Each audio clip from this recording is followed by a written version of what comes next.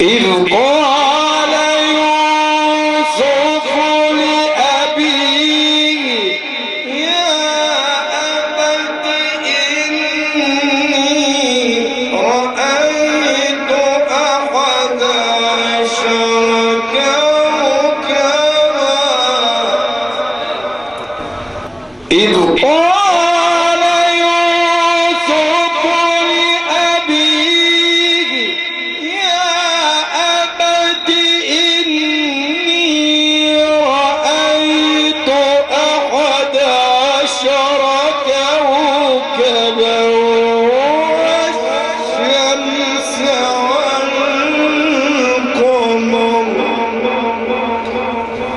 والشمس والقمر رأيتهم